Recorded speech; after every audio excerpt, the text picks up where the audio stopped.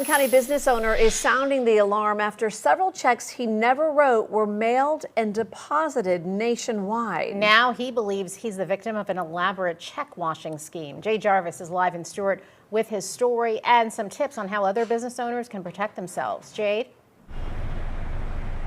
Well, Felicia and Tiffany, Steve DeSmit owns Will Floor You here in Stuart. He says he checks his bank account religiously. So that's why when he saw some funny looking checks in the system, he took care of it immediately. Now he is sharing his story so others know what to look out for.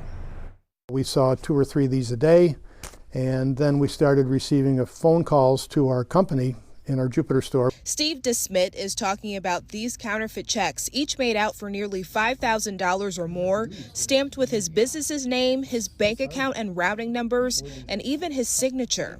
But he says he never wrote them. Hey, I received a check from you guys. Is it any good? And then we would say, no, that's a fraud check, and then it would hang up. Then finally, a clue.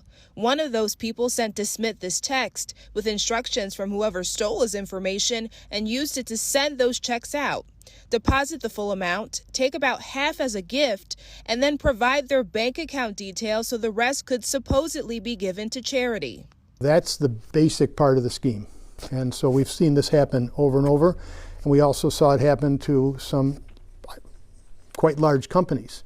And they were kind enough to reach out to me to say that they had received these checks as well. DeSmit says he was able to put a block on his account before any money was stolen, but he believes most of the fraudulent checks were unfortunately deposited. Law enforcement officials say business owners should check their accounts regularly and consider using electronic payments instead of paper checks. They can be tracked down in real time as opposed to wondering where that check is in the mail transit. Also, they create a series of numbers and sequences in their transactions that are unique to that particular exchange, which cannot be washed like a paper check. DeSmit says he doesn't know how these scammers got a hold of one of his checks, since none of his have gone missing, but he wants others to be aware that it could happen to them too. Small businesses today are the heart of the country, and $4,950 out of my account or any other business account several times is a lot of money, and if you can't recoup that, how do you recoup that money?